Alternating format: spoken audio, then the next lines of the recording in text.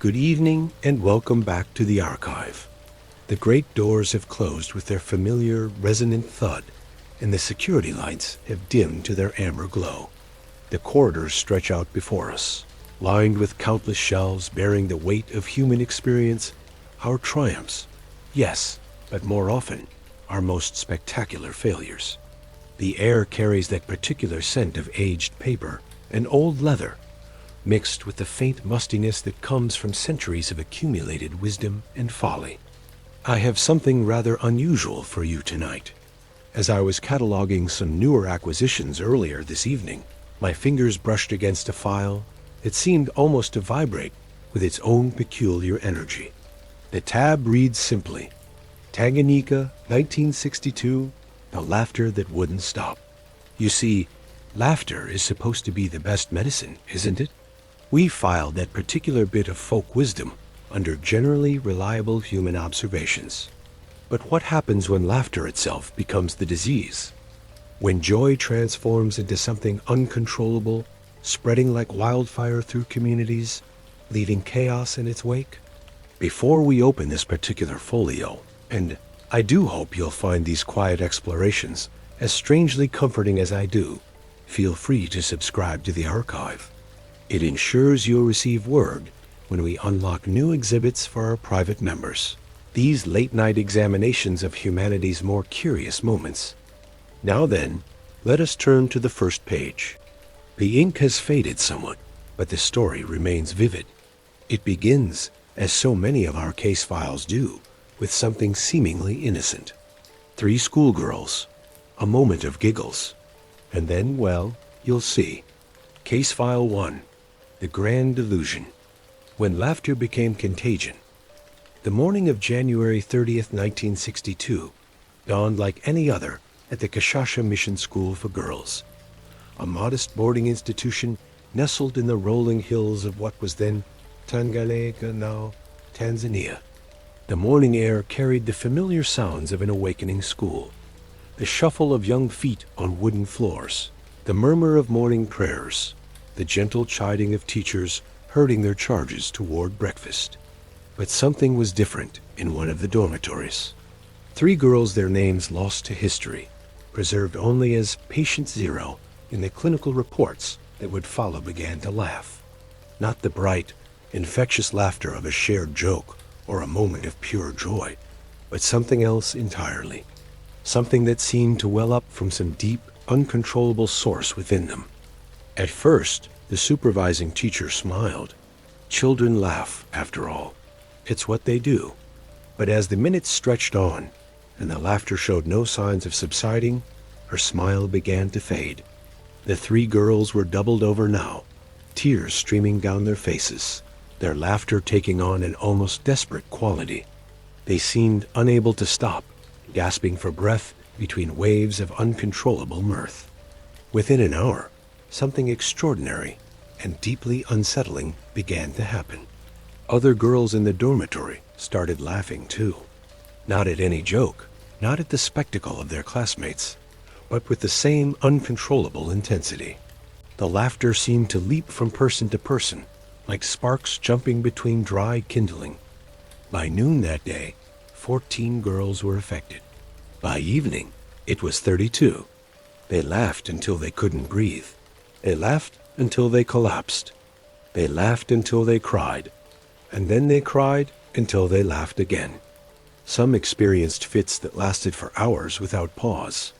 Others found brief respites, only to be seized again by the inexplicable compulsion. The school's headmistress, a stalwart woman named Mrs. Omari, whose dedication to education had brought her to this remote posting, watched in growing alarm as her carefully ordered institution descended into chaos. Students couldn't attend classes, they were too busy laughing. Teachers couldn't teach, the sound was too disruptive, too disturbing. The affected girls seemed caught in a loop of hysteria from which there was no escape. On March 18, 1962, nearly 2 months after it began, Mrs. Omari made the difficult decision to close the school. 95 of her 159 students were affected. The others, perhaps sensing the futility of remaining in an institution where learning had become impossible, were sent home to their families. But closing the school didn't contain the epidemic. If anything, it was like opening a door that had been desperately trying to hold back a flood. The affected girls returned to their home villages scattered across the region, carrying with them this strange affliction. And in village after village, the laughter began again. In Shamba, 12 people were struck down by uncontrollable laughter within days of the first girl's return. In Ramashini, it was 18. The pattern was always the same. It started with the returning students, then spread to family members, neighbors, anyone who came into close contact with the afflicted. What made this epidemic particularly maddening, if you'll forgive the expression, was its selectivity. It seemed to prefer certain demographics, adolescents and young adults, particularly females. Children under 10 were largely spared, as were most adults over 30.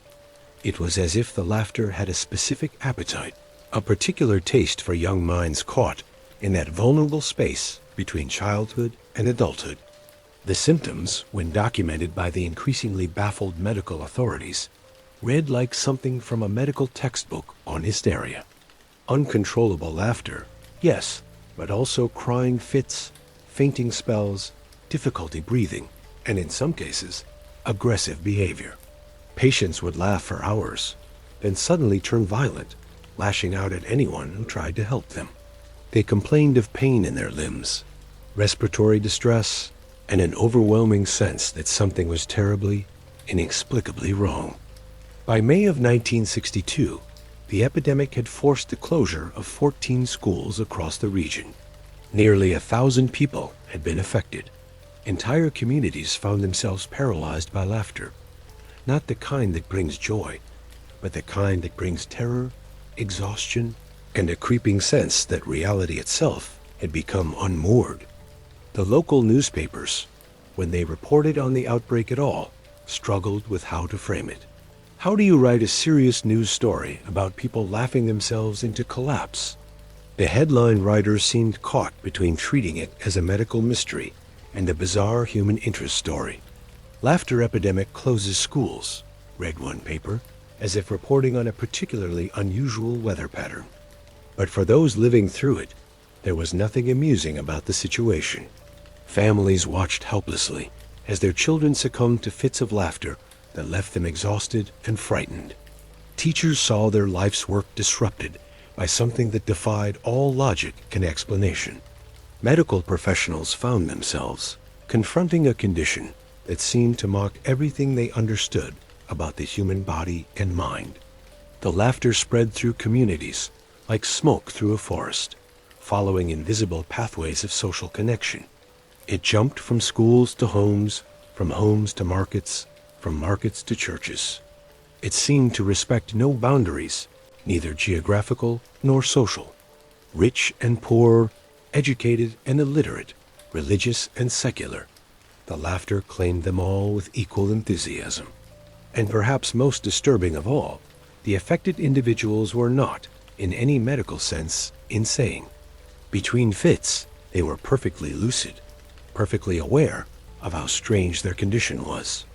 They could discuss it rationally, express their frustration and fear, beg for help. But when the laughter came, and it always came, they were powerless to resist it.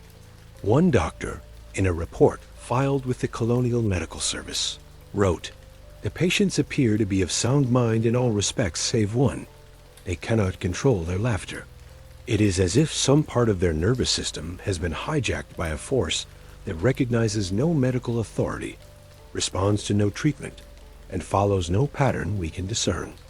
By the time the epidemic finally began to wane in the late summer of 1962, it had lasted 18 months and affected an estimated 1,000 people across multiple villages and towns. Schools had been closed, families disrupted, and an entire region had been held hostage by something as simple and fundamental as laughter. But what had caused it? What force could transform one of humanity's most basic expressions of joy into an instrument of chaos and suffering? The medical authorities of 1962 had theories, but no answers. The affected communities had prayers, but no cures. The laughter had come like a storm, raged for months, and then, just as mysteriously as it had begun, it faded away. The schools reopened. The affected individuals recovered. Life returned to something resembling normal. But in the files of the Colonial Medical Service, in the memories of those who lived through it, and now here in our archive, the questions remain. Sometimes the most profound mysteries of human behavior disguise themselves as the most mundane experiences. Sometimes what appears to be simple is actually unfathomably complex. The Tanganyika laughter epidemic stands as one of history's most bewildering examples of how the human mind, that marvel of evolution that has given us art, science, and civilization, can also betray us in the most unexpected ways. It reminds us that for all our knowledge, for all our medical advances, there are still depths of human experience that remain as mysterious as they are unsettling. And with that, we close the first case file. But the story, I'm afraid, has only just begun. Let us move now to a different wing of the archive, where we keep the more personal accounts, the individual stories that remind us that behind every grand historical folly are real people, struggling to make sense of forces beyond their understanding. Case File 2. The headmistress and her impossible burden here, in this quieter section, where we keep the more intimate specimens of human struggle. I've found the personal diary of Mrs. Elizabeth Omary. The leather binding is worn smooth by countless readings, the pages yellowed, but still legible. Her handwriting, initially confident and precise, becomes increasingly erratic as the entries progress, a visual record of a woman watching her world dissolve into incomprehensible chaos. Mrs. Omary had been headmistress of Kashasha Mission School for girls for 7 years when the laughter began. 7 years during which she had built something she was genuinely proud of, a small but thriving institution that provided education to girls from across the region, many of whom would otherwise have had no such opportunity. Her annual reports, filed neatly in the Colonial Education Department, speak of improving literacy rates, successful graduation ceremonies, and the quiet satisfaction of meaningful work. She was, by all accounts, a woman of remarkable competence. Born in 1919 to a family that valued education above almost all else, she had earned her teaching certificate from Makerere University in Uganda. No small feat for an African woman in the 1940s. Her colleagues described her as firm but fair, demanding but caring, the kind of educator who could see potential in every student and had the patience to nurture it into bloom. But nothing in her training, nothing in her experience, nothing in the accumulated wisdom of her 43 years had prepared her for what began that January morning. Her diary entry for January 30th, 1962 begins normally enough. Morning prayers proceeded well. The new arithmetic textbooks arrived from Dar es Salaam finally. I'm optimistic about implementing the revised curriculum next term. But then, in different ink, clearly added later, something very strange happened in Dormitory C today. 3 of the girls couldn't stop laughing. Sister Margaret thinks they were sharing some private joke, but I'm not so sure. There was something unsettling about it. They seemed almost frightened by their own laughter. By February 3rd, her tone has shifted markedly. 14 girls now affected by these laughing fits. I've separated them from the others, but it doesn't seem to help. If anything, the isolation makes them worse. Sent for Dr. Kahama from Bukoba, perhaps he can make sense of this. Dr. Kahama, the regional medical officer, arrived on February 5th. His examination, as recorded in both his official report and Mrs. Omary's diary, found nothing physically wrong with the affected girls. Their temperatures were normal, their reflexes intact, their pupils responsive. But, Mrs. Omary wrote, when I asked him what was causing the laughter, he just shook his head. I don't know, he said. I honestly don't know. A doctor who doesn't know has frightened me more than the laughter itself. As the days turned into weeks, Mrs. Omary's diary becomes a heartbreaking chronicle of her growing desperation. She tried everything she could think of. She consulted with local elders, thinking perhaps some traditional wisdom might explain what modern medicine could not. She brought in a pastor from the nearby Lutheran mission, wondering if prayer might succeed where medication had failed. She even attempted to maintain normal classroom routines, as if pretending everything was fine might somehow make it so. Nothing worked. February 18th. Had to send home the Maanga sisters today. Little Sarah was laughing so hard she couldn't eat, couldn't sleep. Her sister Ruth begged me not to separate them, said Sarah was worse when alone. But what choice did I have? I can't watch a child waste away from laughter. What kind of world is this, where laughter becomes torture? The entry that perhaps best captures her internal struggle comes from March 2nd. Found myself staring at the affected girls during evening prayers tonight. 37 of them now, sitting in the back pews, trying so hard to contain themselves. You can see the effort in their faces, the clenched jaws, the tears of frustration. They want to be normal, to be the good students they were just weeks ago. But something has taken that choice away from them, and I am supposed to fix this. I am the headmistress. I am supposed to protect these children, to provide them with education and safety. Instead, I watch helplessly as they succumb to something I cannot even name, let alone cure. Mrs. Omari's sense of professional failure was compounded by pressure from multiple directions. Parents arrived daily, demanding explanations she didn't have, solutions she couldn't provide. Some accused her of poor supervision, suggesting that if she had maintained better discipline, the outbreak wouldn't have spread.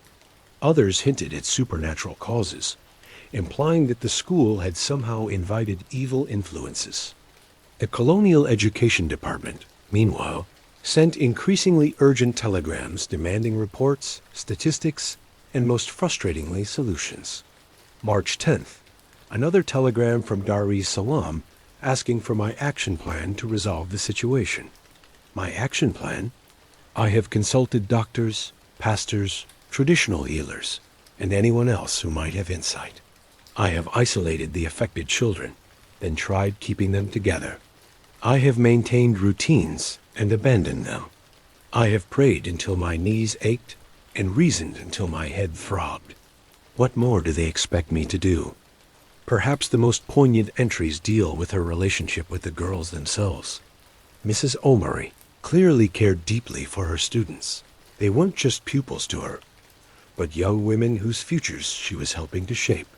Watching them suffer was agony. March 15th. Spent an hour today with Grace Mafon. Between fits, she is still the bright, curious girl she always was.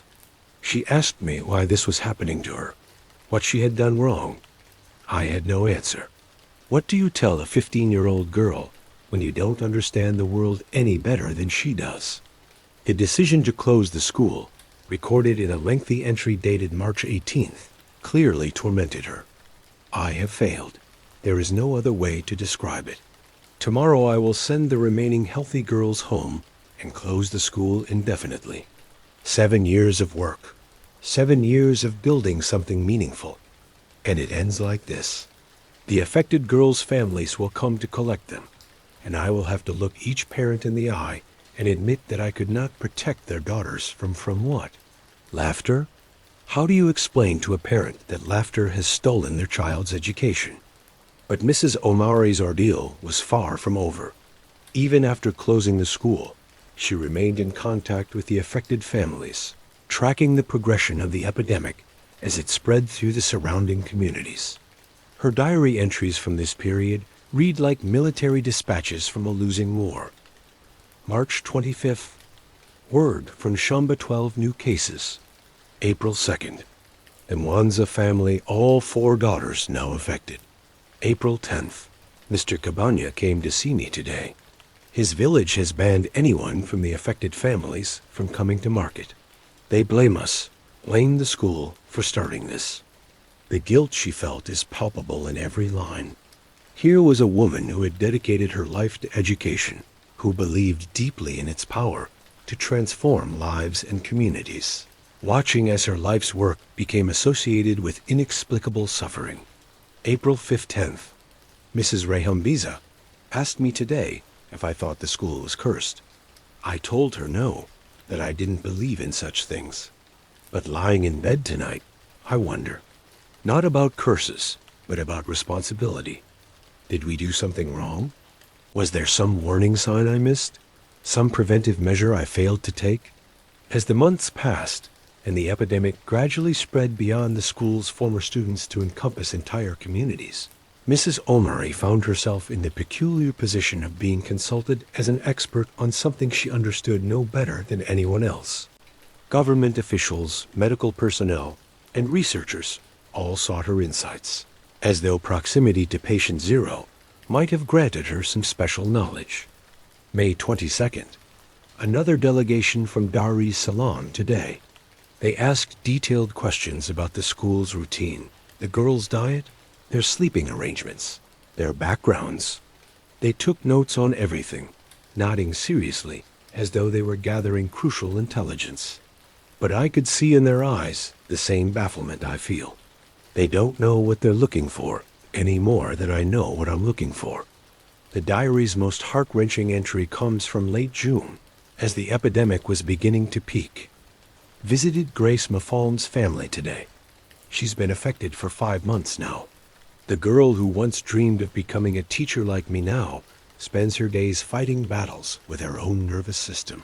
Her mother thanked me for coming, for not abandoning them. But I saw the question in her eyes. Why couldn't you stop this? Why couldn't you save my daughter? I have no answer. I will never have an answer. Mrs. Omari's final entries on the subject, written in late 1962, as the epidemic finally began to subside, reveal a woman forever changed by her experience. November 30th. The laughter is fading, finally. Grace came to see me yesterday, her first visit to the school grounds since March. She looked older, somehow. We talked about her plans for the future. She still wants to study, still dreams of university. The laughter didn't break her spirit, thank God. But it changed her, just as it changed me. We are different people than we were 10 months ago. The school reopened in January 1963, almost exactly 1 year after the epidemic began. Mrs. Omari remained as headmistress for another decade, during which she built the institution back to its former standards and beyond. But those who knew her said she was never quite the same. She was more cautious, more humble about the limits of human understanding and control. Her final diary entry about the epidemic, written on the first anniversary of the outbreak, serves as both epitaph and confession. January 30th, 1963, a year ago today, 3 girls started laughing in dormitory. See, I have thought about that moment every day since. What if I had acted differently? What if I had been wiser, more decisive, more something? But perhaps that's the wrong question. Perhaps the real question is, what does it mean to be responsible for children when the world itself becomes inexplicable? What does leadership mean when you're leading people through territory no map has ever charted? I did my best. It wasn't enough, but it was what I had to give. Sometimes that's all any of us can do. Mrs. Elizabeth Omari died in 1987, having served her community as an educator for over 4 decades. Her former students, including many who lived through the laughter epidemic, spoke at her funeral of her dedication, her compassion, and her courage in the face of the inexplicable. But in her own diary, preserved now in our archives, we see something more. A profoundly human record of what it means to bear responsibility when the very foundations of reality seem to shift beneath your feet. Her story reminds us that behind every historical mystery, every collective delusion, every grand folly, are individual people trying their best to navigate impossible circumstances with incomplete information and inadequate tools. Sometimes the greatest tragedy is not the folly itself, but the quiet heroism of those who bear the burden of trying to make sense of it. Now, Let us turn our attention to another aspect of this curious case, to the medical professionals and colonial authorities who found themselves confronting something that challenged the very foundations of their expertise. Case File 3. When Science Met the Inexplicable. In this section of our archive, we house the records of institutional failure, those moments when the very systems we trust to explain and order our world encounter something that refuses to fit into their carefully constructed categories. The folder before me now bears the stamp of the Colonial Medical Service, East Africa Division, and contains what might be the most thoroughly documented case of medical bafflement in the region's history. Dr. A. Rankin, the chief medical officer for the Lake Province, received his first telegram about the Kashasha outbreak on February 8, 1962. The message was brief and, in retrospect, almost comically inadequate. Unusual laughter epidemic Kashasha school stop. Require immediate medical assessment. Stop urgent.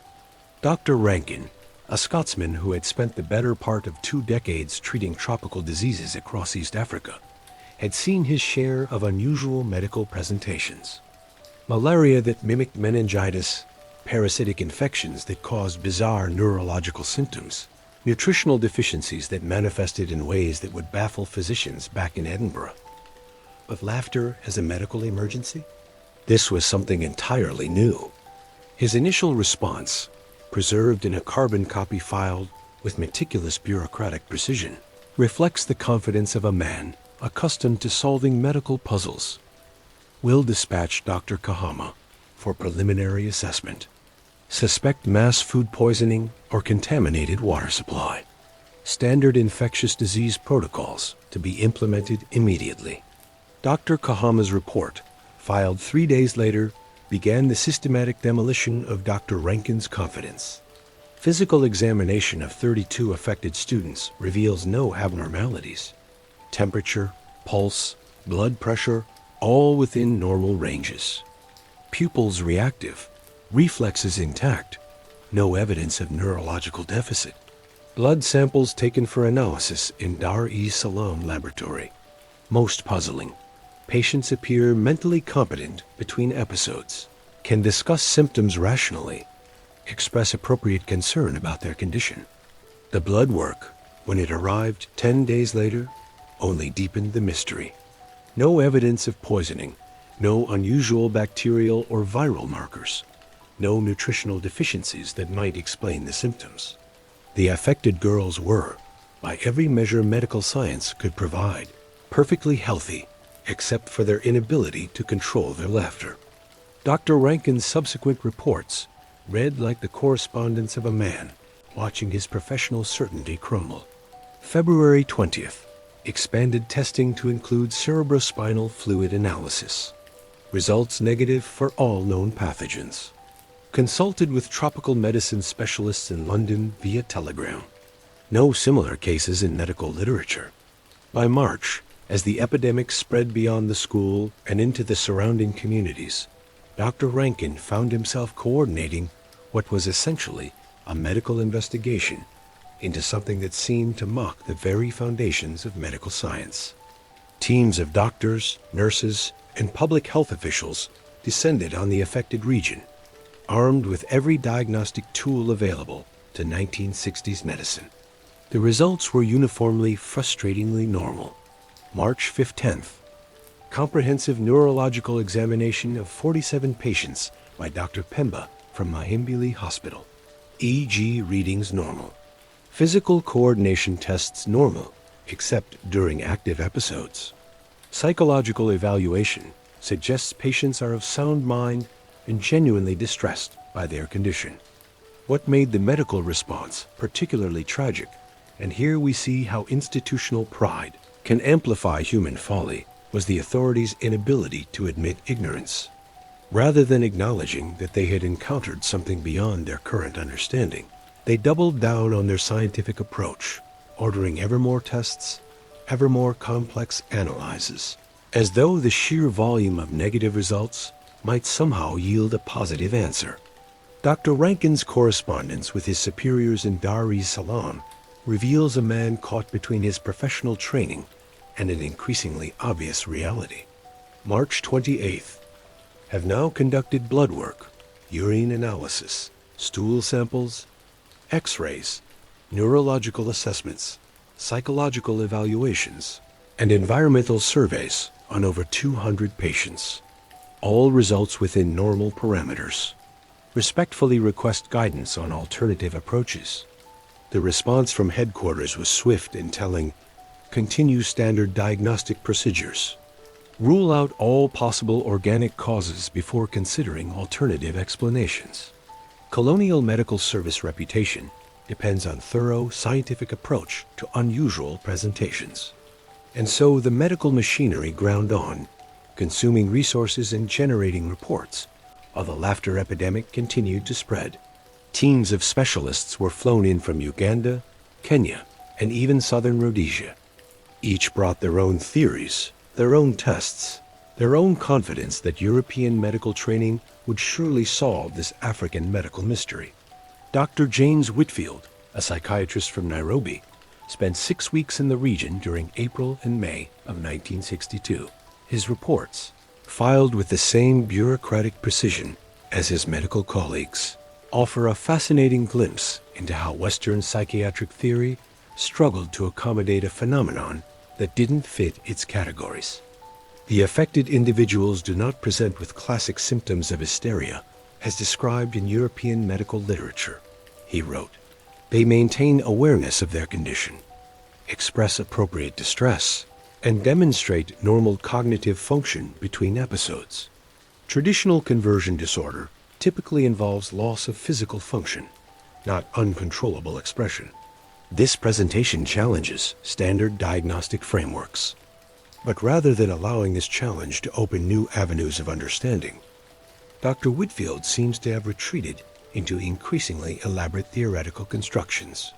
His final report runs to 37 pages and includes detailed Freudian analyses of collective unconscious responses to colonial educational pressures and mass conversion of academic anxiety into somatic expression. The local medical personnel, meanwhile, watched this parade of expertise with growing frustration.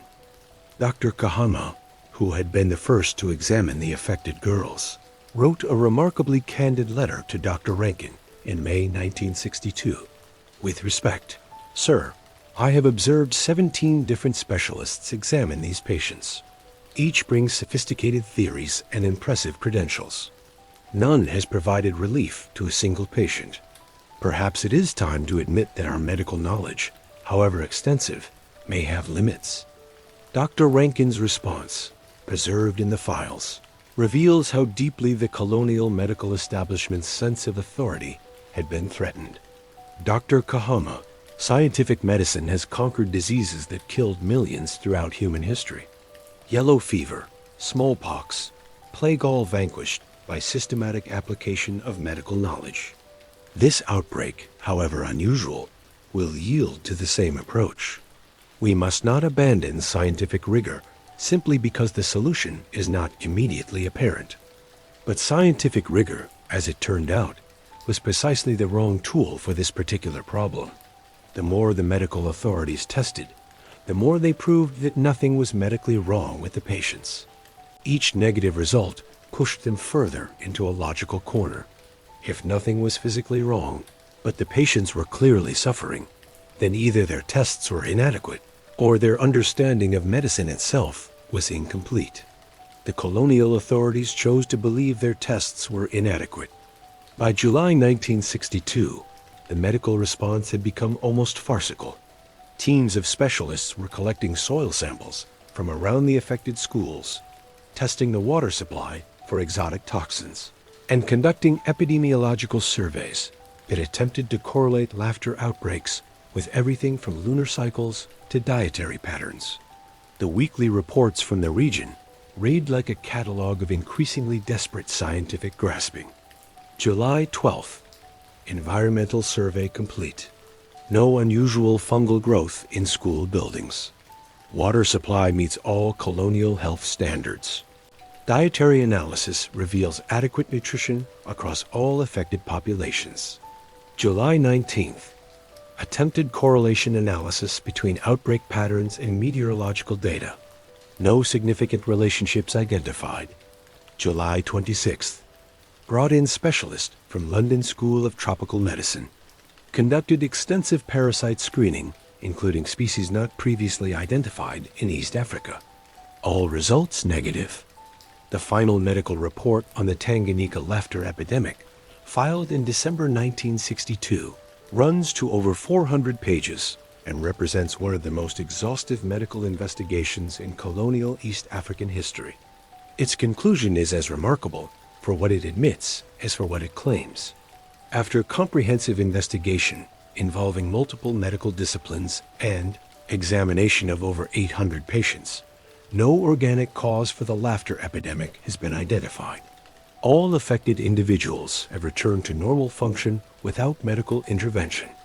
Case remains unexplained. Dr. Rankin, in his final personal report to headquarters, displayed a candor that seems to have cost him professionally. Case File 4. The hindsight file, mass psychogenic illness, and the clarity of distance here. In the newest wing of our archive, we house the most bittersweet specimens in our collection. The explanations that came too late, the understanding that arrived only after the suffering had ended. The folder before me bears a date from 1999, 37 years after the laughter epidemic, and contains research that would have saved Dr. Rankin considerable anguish, Mrs. Omari much self-doubt, and perhaps hundreds of families the bewilderment of watching their children succumb to inexplicable forces. The term mass psychogenic illness didn't exist in 1962. The concept was there, scattered across various medical disciplines, but it lacked the coherent framework that modern psychology and sociology would eventually provide.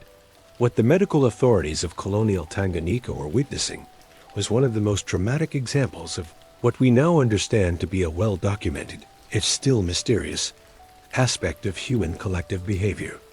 Dr. Robert Bartholomew, writing in the Journal of Nervous and Mental Disease in 1999, describes the Tanganyika laughter epidemic as a textbook case of mass psychogenic illness, remarkable primarily for its scale and duration. His analysis, built upon decades of similar cases and refined understanding of group psychology, makes what seemed inexplicable in 1962 appear almost predictable in hindsight. Mass psychogenic illness, once called mass hysteria, though that term has fallen out of favor due to its unfortunate historical associations, occurs when physical symptoms spread through a group of people despite no identifiable physical cause. The symptoms are real, the suffering genuine, but the mechanism is psychological and social rather than biological or chemical. The conditions present in Tanganyika in 1962 were, researchers now recognize, almost perfect for such an outbreak. A population under stress, young women in a recently independent nation, caught between traditional expectations and modern opportunities. A closed social environment, boarding schools, where intense relationships and shared anxieties could amplify psychological phenomena. And a triggering event, those first three girls laughing uncontrollably, providing a template for how stress might be expressed. Dr. Simon Wesley, a psychiatrist at King's College London, who has studied mass psychogenic illness for over 2 decades, wrote in his 2001 analysis of the Tanganyika outbreak, "What we see here is not the failure of rational thought, but rather its opposite, the human nervous system's remarkably sophisticated response to social and psychological pressures that cannot be addressed through conventional means. The demographic pattern that so puzzled medical authorities in 1962, the preference for adolescent females, is now recognized as classic for mass psychogenic illness. Teenage girls, caught in the particularly intense social dynamics of boarding school life, are statistically the most likely group to experience such phenomena, not because they are more hysterical than other populations, but because they exist at the intersection of multiple stressors: physical development, social expectations, educational pressure, and limited control over their environment. Dr. Bartholomew's research identified over 70 similar cases worldwide between 1872 and 1999, from the laughing epidemics in Tanganyika to more recent outbreaks of fainting in Bangladesh schools, mysterious illnesses in Tennessee factories, and unexplained symptoms among cheerleaders in New York. The pattern is remarkably consistent. A triggering event, rapid spread through social networks, genuine physical symptoms, and eventual resolution without medical intervention. What makes the Tanganyika case particularly instructive is how it illustrates the social and political context that can precipitate such outbreaks. Tanganyika had gained independence just months before the laughter began. The entire social order was in flux. Colonial authorities were withdrawing.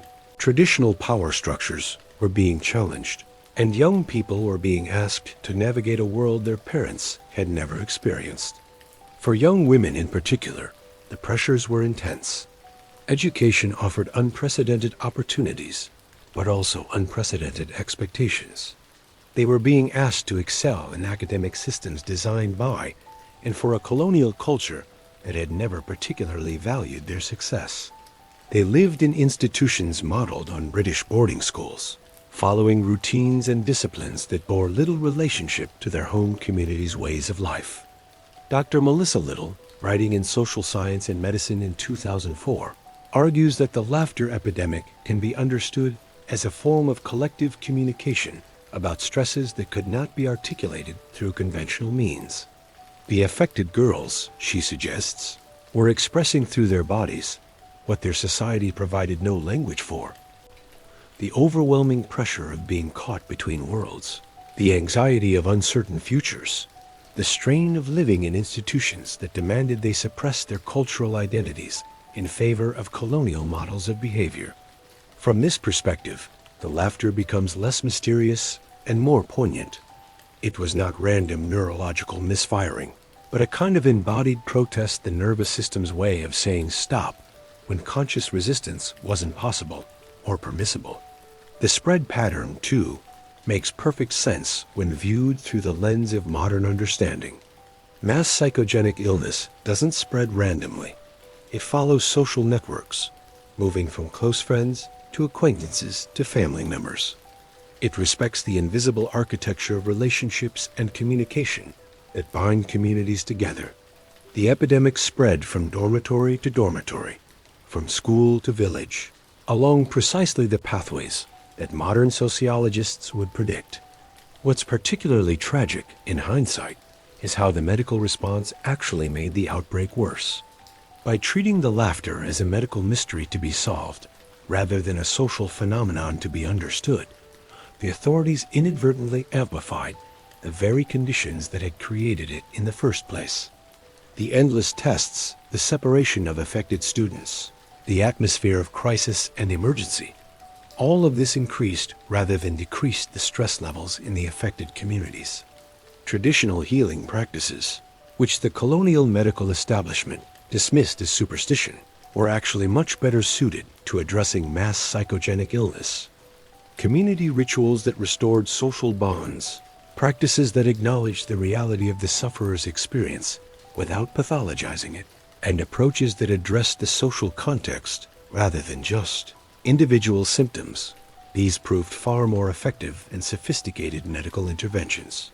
Dr. Bartholomew notes in his analysis, the epidemic began to subside only when medical attention decreased and communities returned to normal social patterns. The most effective treatment was time, social support, and the gradual restoration of community stability. Modern research suggests several strategies that might have shortened the outbreak's duration: reducing rather than increasing medical attention, addressing the underlying social stresses rather than focusing on individual symptoms, maintaining normal routines and social structures rather than disrupting them through emergency measures, involving community leaders and traditional healers rather than relying solely on outside medical experts. But perhaps most importantly, acknowledging from the beginning that some human phenomena exist at the intersection of individual psychology and social dynamics. requiring interdisciplinary approaches rather than purely medical ones. The concept of mass psychogenic illness doesn't diminish the reality of what the affected individuals experienced. Their symptoms were genuine, their suffering real, their need for support authentic. But it does provide a framework for understanding why conventional medical approaches proved so inadequate, and why the outbreak eventually resolved on its own. Dr. Wesley's conclusion, written 40 years after the epidemic, carries a note of both satisfaction and sadness. We now understand that what happened in Tanganyika was neither mysterious nor unprecedented. Similar outbreaks have occurred throughout human history and continue to occur today. What was unusual was not the phenomenon itself, but the scale and the particular social conditions that allowed it to persist for so long. With current knowledge, such an outbreak could be managed more effectively, with less suffering and community disruption. But there's an important caveat to this hindsight wisdom.